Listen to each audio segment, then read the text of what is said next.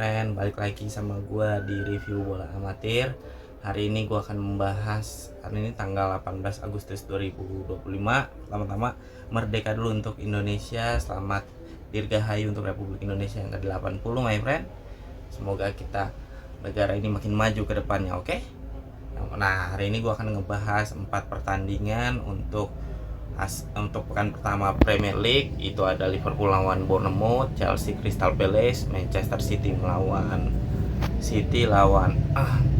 lawan Wolverhampton. Terus ada big match yang paling kalian tunggu-tunggu pasti kan, Manchester United melawan Arsenal di Old Trafford. Oke, kita mulai dari pembahasan pertama, yaitu Liverpool melawan Wolverhampton.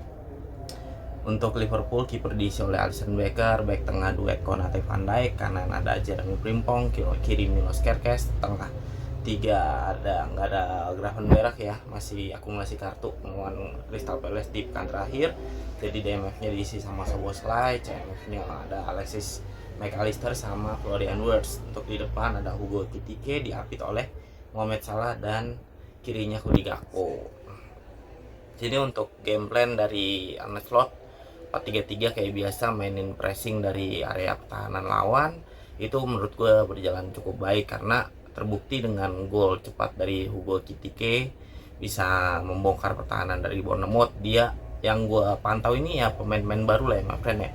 Sini ada Hugo Ekitike, Milos Kerkez sama Jeremy Frimpong yang main dari, sama Florian Wirtz yang main dari pertama. Kalau gue bisa kasih rating, yang paling bagus itu Hugo Ekitike, my friend, karena permainan dia itu nge-link up sama Cody Gakpo. Sama Salah tuh jarang sih dia tektokan. Dia tektokannya sama Florian Wirtz sama Cody Gakpo. Gak tahu belum tune in atau belum serak sama Salah gimana, pola permainannya belum ketemu, nggak paham gue sih beluman. Cuman yang gue pantau kemarin dia link up sama Cody Gakpo sama Florian Wirtz-nya itu cukup baik.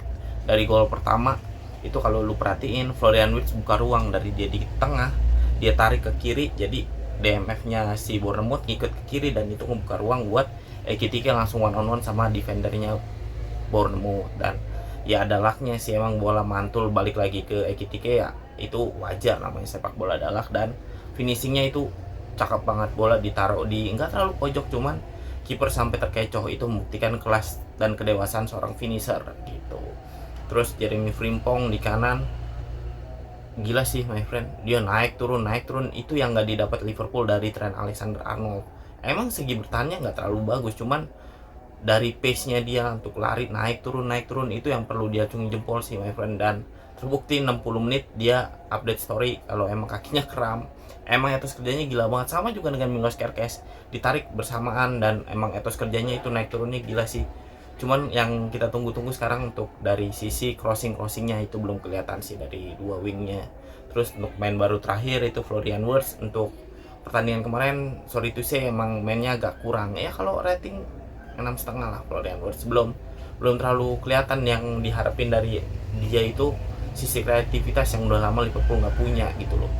Dan nggak tahu ya, karena dia nggak nyaman dari IMF murni atau karena emang nggak ada DMF-nya, jadi dia tuh ragu untuk menusuk ke tengah, my friend.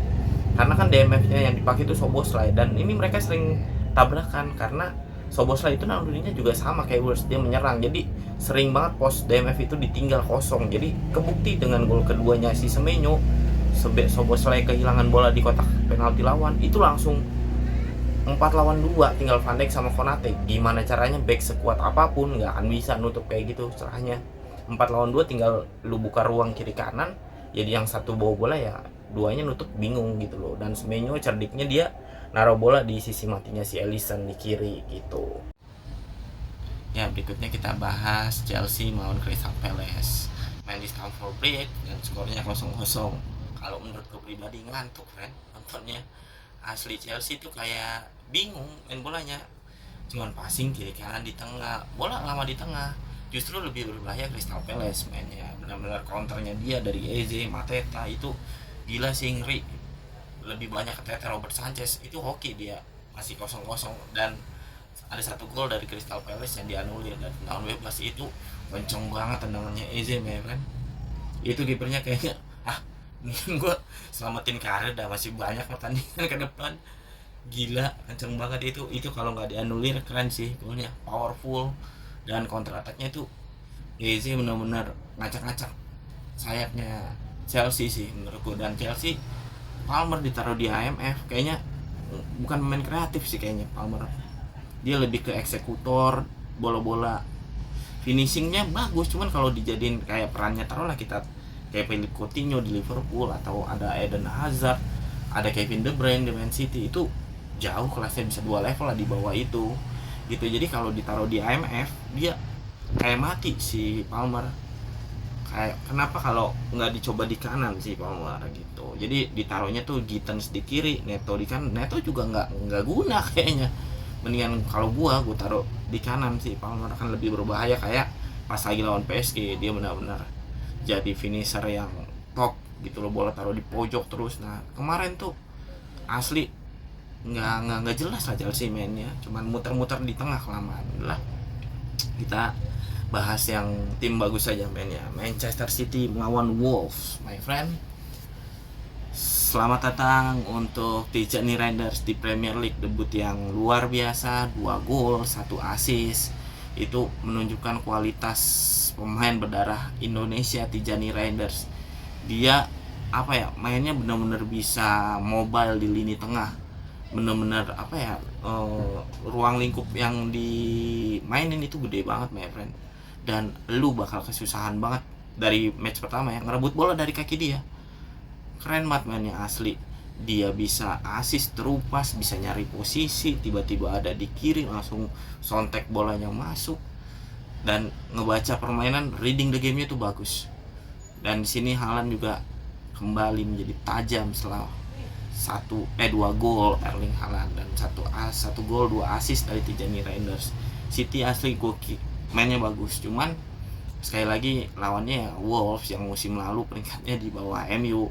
Semoga bisa konsisten dan perebutan gelar baik dari title race atau dari top score, assist semakin seru dengan adanya Haaland kembali bugar. Ya semoga ada cederanya sih, jangan bugar-bugar karena ini Haaland striker keren banget, my friend.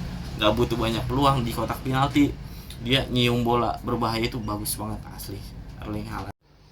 Jadi buat fans Manchester City, kalian bisa berharap banyak dan bisa berdoa supaya Tijani sama Haaland itu nggak cedera musim ini, atau cedera yang nggak lama lah, karena sembuh dari cedera itu susah banget balik ke performnya. Dan lu wajib nunggu Rodri kembali. Kalau ada Rodri, Tijani, wah ngeri lini tengahnya City, my friend, asli. Apalagi Rodri langsung balik ke performa terbaiknya, ngeri. City bisa jadi pesaing kuat buat juara lagi Manchester City. Oke, kita langsung lanjut ke pembahasan utama hari ini, yaitu ada Arsenal melawan Manchester United, pertandingan yang tersaji semalam di Old Trafford. Dari line up Arsenal, kipernya Raya, tengahnya Gabriel Saliba itu nggak mungkin diganti, di kanannya dia pakai Ben White, di kirinya tapi Calafiori, bukan si Skelly, bukan Lewis Cole, tapi Calafiori yang dipasang di situ. Dan di tengahnya ada Zubimendi, ada Odegaard sama Declan Rice. Di depan nggak perlu ini Victor Gyökeres di depan, di kanan Bukayo Saka dan Martinelli di kiri. Kita panggil sekarang Victor Gyökeres adalah El Rambut, my friend. Karena kalau kita lihat dari permainannya, Victor Gyökeres lebih banyak benerin rambut daripada nyentuh bola. Oke, my friend. Terus di MU kipernya si Bayindir, dia pakai 3 back itu. Di kirinya tapi taruhnya Luke Shaw, emang kaki kiri, emang itu udah pattern lah, back tengah kiri ya pakai kaki kiri. Terus di tengah ada si Deli, di kanannya dia pakai Yoro. Terus 4 midfield di tengah dia pakai si Dorgu di kiri sama Bruno sama Casemiro, satu lagi si lupa lagi gue di kanan. Pokoknya depannya itu ada si ini Mbemo, Cunya sama Mason Mount. Di kanannya ada Dalot, di kiri Dorgu, tengah Bruno sama Casemiro. Di depan ada Mbemo, ada Mateus Cunha sama Mason Mount ditaruh di false nine. Dan menurut gue pertandingan kemarin lebih layak seri, my friend, karena hasilnya kan 1-0 Arsenal kan yang menang. Menurut gue lebih fair kalau pertandingannya itu 0-0 atau ya seri lah, berimbang. Karena Arsenal tuh mainnya enggak banget sih, parah. Ini mungkin ya ciri-ciri tim juara lagi dicoba praktekin sama Arteta. Karena kalau kita, mungkin dia udah capek dengan gaya main yang gua kalah atau menang, yang penting gua main bagus. Dan itu bukan kriteria tim juara, my friend. Kriteria tim juara gimana caranya lu bisa menang saat lu tampil jelek, dan itu yang lagi dipraktekin sama Arsenal. Cuman kalau buat nonton netral kayak gue nih, gue fans Liverpool ya, ngelihat permainan kemarin tuh jelek banget Arsenal. Dapat 1 gol juga itu 50-50 sih kata gue. Itu bisa, menurut gue sih lebih ke foul ya, karena jelas ada kontak dari Saliba buat ganggu si Bayindir. Cuman kalau lu jadi kiper pinter, lu nggak take on itu bola, lu nggak ambil itu bola, dan lu harus jatuhin diri, karena itu akan jadi foul, karena itu di kotak kecil area murni area kiper. Jadi kalau lu jatuh di situ hampir pasti akan terjadi pelanggaran. Dan salahnya ya, setelah terjadi gol itu, pertandingan menurut gua murni milik Manchester United, karena Arsenal ya dapat beberapa peluang, cuman nggak nyampe kiper, friend. Itu, dan serangan-serangan MU nggak tahu ya kenapa itu sekarang mereka mainnya long ball, my friend. Kayak mereka kayak zamannya Jurgen Klopp, lini tengahnya bapuk lah. Itu langsung dari back atau lagi DMF langsung di swing ke kiri ke kanan, dan banyak bolanya ngarah ke Bemu itu, dan Bemu berkali-kali ngerepotin pertahanan Arsenal. Cuman minusnya MU di malam hari ini kemarin di pertandingan itu finishing, my friend. Bemu Cunya udah berapa kali one on sama kiper, itu bolanya ngarah ke kiper terus gitu. Tinggal diasah finishingnya, lu taruh bola ke pojok, minimal Raya kan kerja lebih keras lah gitu. Kalau lu ngasih sekencang apapun tendangan, cuman kalau ngarah ke kiper ya dia bakal siap. Udah gitu tendangannya pelan pula. Beda sama kayak kemarin tuh si Tijani, dia naruh bola di pojok, dan itu bola-bola yang paling susah buat kiper. Sementara kemarin yang MU lakuin, Cunya sudah sempat one on one sama si Raya, bolanya ke kiper dan geser pula, bola deret, dan itu sama sekali nggak ngerepotin Raya. Dan Raya dapat beberapa kali save, dan menurut gue layak menjadi man of the match untuk pertandingan semalam. Dan yang harus diperbaiki sama MU itu di lini tengah, karena benar-benar berasa lu nganderin Bruno sebagai CMF itu nggak banget, my friend. Dia itu bukan tipikal box to box, dia itu IMF yang kreatif, yang bisa ngasih killer pas buat striker lu gitu loh. Dan untuk debutnya si Sesko ya nothing, nggak ada apa-apa, my friend. Pemain jangkung yang nggak dapat peluang, sundulannya sekali header melambung. Begitu juga sama Gyökeres. Ini pertandingan yang intensinya tuh awalnya Gyökeres versus Sesko, tapi nggak kejadian sama sekali. Gyökeres bener-bener nggak kelihatan selama 60 menitan lah main, nggak kelihatan sama sekali. Lebih sering disorot pas benerin rambut, makanya tadi kita panggil dia sekarang El Rambut, my friend. Dan cuman cuman ya kayak ngengkapin pemain aja, udah nggak ada kontribusinya sama sekali.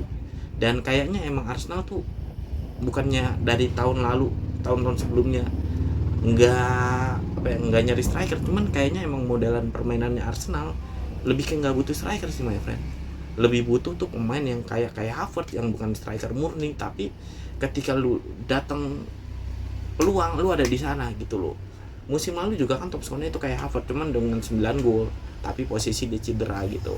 Gabriel Jesus oke lah, udah nggak usah dianggap, dia udah nggak ada kontribusinya apa-apa. Cuman emang kayaknya modelan lini depan Arsenal tuh nggak butuh striker murni kayak Gyökeres, karena Gyökeres di Sporting ya mainnya itu dia dapat gol banyak itu dari running from behind, dari lari dari belakang, dari dari sisi belakang matinya back, dia lari itu yang dia manfaatin. Dan itu yang nggak didapat dari Arsenal semalam gitu. Dia benar-benar ngendok di depan, dan yang nggak jadi apa-apa tipe striker kayak Gyökeres, karena dia bukan yang klasik number 9 menurut gua.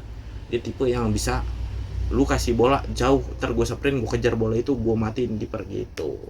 Jadi menurut gue ya masih oke lah mainannya semalam. Jadi yang nggak gue expect tuh MU beneran bisa tampil lebih bagus dari Arsenal, dan MU yang mendominate permainan. Tapi sekali lagi selamat buat The Gunners, 3 poinnya buat tim kalian hari ini. Dan sampai jumpa di video berikutnya. Jangan lupa like, comment, dan subscribe kalau lu demen. Dan nanti sampai ketemu di hari Rabu, kita bahas yang kan gak ada Champions League ya, kita bahas rumor transfer ya, my friend. Oke? Dadah.